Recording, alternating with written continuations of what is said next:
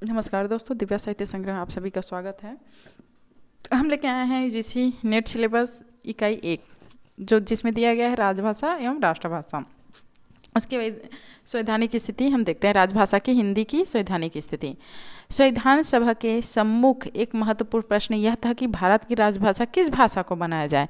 पर्याप्त विचार विमर्श के उपरांत 14 सितंबर 1949 को संविधान सभा ने एक मत से यह निर्णय लिया कि हिंदी भारत की राजभाषा होगी। इसलिए हम लोग प्रतिवर्ष 14 सितंबर को हिंदी दिवस मनाते हैं। कब मनाते हैं मित्रों? 14 सितंबर। संविधान के भाग 17 के अध्याय की धारा 343 के अनुसार संघ की राजभाषा हिंदी और लिपि देवनागरी होगी। संघ की राजकीय प्रयोजनों के लिए प्रयोग किए जाने वाले अंकों का रूप भारतीय अंकों का अंतर्राष्ट्रीय रूप होगा। किंतु इसी धारा के अंतर्गत यह प्रावधान कर दिया गया कि संविधान के प्रारंभ होने से 15 वर्ष की कालावधि के लिए उन सब राजकीय प्रयोजनों के लिए अंग्रेजी भाषा भी प्रयोग में होता रहेगा जिसके लिए वह पहले से प्रयुक्त होती रही हो। भारतीय संविधान 26 जनवरी 1950 को लागू हुआ, अतः 15 वर्षों की अवधि 26 जनवरी 1965 को समाप्त हो गई। किंतु राजनीतिक दबाव के चलते सरकार ने इस अवधि को आगे बढ़ा दिया। परिणामतः अंग्रेजों का प्रयोग राजकीय कार्यों में अब हो रहा है। भारत की राजभाषा होने पर भी हिंदी को अंग्रेजी से मुकाबला करना पड़ रहा है।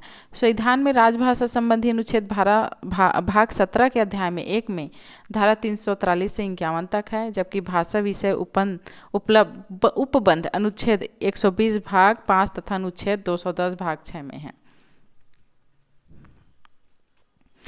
120 भारतीय संसद में प्रयुक्त की जाने वाली भाषा का उल्लेख है। 210 राज्य के विधान मंडलों में प्रयुक्त की जाने वाली भाषा का उल्लेख है। एक मिनट मित्रों, अब देखते हैं। धारा 343 में संघ की राजभाषा हिंदी और लिपि देवनागरी को घोषित किया गया है। अंकों का प्रयोग वही रहेगा जो अंतर्राष्ट्रीय स्तर पर प्रचलित है। अनुच्छेद 344 राष्ट्रपति द्वारा राजभाषा आयोग एवं समिति के गठन से संबंधित है। अनुच्छेद 345 राज्य की राजभाषा उसकी प्रादेशिक भाषा या हिंदी हो सकती है। दोनों का निर्णय होने पर अंग्रेजी में काम चालू रहेगा। अनुच्छेद 346 दो राज्यों के करार होने पर उनके बीच हिंदी भाषा का माध्यम बन सकता है। देखते हैं राजभाषा एवं राष्ट्रभाषा। अनुच्छेद 351 में सरकार ने उन कर्तव्यों एवं दायित्वों का उल्लेख किया गया है जिनका पालन हिंदी के प्रचार प्रसार विकास के लिए उसे करना है। राजभाषा आयोग। संविधान के अनुच्छेद 344 के अनुपालन में राष्ट्रपति द्वारा 7 जून 1955 को राजभाषा आयोग का गठन बाल गंगाधर खेर बीजी खेर की अध्यक्षता में किया गया। विभिन्न राज्यों में इसके 20 सदस्य मनोनीत किए गए। कितने? 20 सदस्य। आयोग ने अपनी 19 सिफारिशें प्रस्तुत की।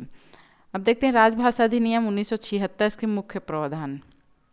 इस अधिनियम के अंतर्गत हिंदी का अधिकाधिक प्रयोग करने के लिए कुछ प्रभावी कदम उठाए गए हैं। इस अधिनियम के मुख्य प्रावधान इस प्रकार हैं। भारत संघ के राज्य 3 वर्गों में विभक्त किए गए हैं। कार्यालय से क श्रेणी के राज्यों को भेजे जाने वाले सभी पत्र हिंदी में देवनागरी लिपि में भेजे जाएंगे। यदि कोई पत्र अंग्रेजी में भेजा जा रहा है तो हिंदी में अनुवाद भी अवश्य भेजा जाएगा। उत्तर प्रदेश, मध्य प्रदेश, बिहार, राजस्थान, हरियाणा, हिमाचल प्रदेश और संघ क्षेत्र दिल्ली, ये सभी हिंदी भाषी प्रदेश हैं। ख श्रेणी के राज्यों से पत्र व्यवहार हिंदी अंग्रेजी दोनों भाषाओं में किया जा सकता है। इस श्रेणी में पंजाब, गुजरात, महाराष्ट्र, चंडीगढ़, अंडमान निकोबार को रखा गया। ग श्रेणी के राज्यों से पत्र व्यवहार अंग्रेजी में किया जाएगा। शेष सभी प्रदेश एवं संघ शासित क्षेत्र ग श्रेणी में रखे गए हैं। केंद्रीय कार्यालयों में हिंदी में आगत पत्रों का उत्तर अनिवार्यतः हिंदी में दिया जाएगा। केंद्र सरकार के कार्यालय में सभी प्रपत्र रजिस्टर हिंदी अंग्रेजी दोनों में होंगे। केंद्रीय सरकार के कर्मचारी हिंदी और अंग्रेजी में टिप्पणी लिख सकेंगे। तो हमने देखा मित्रों राजभाषा तथा राष्ट्रभाषा का आयोग। धन्यवाद मित्रों।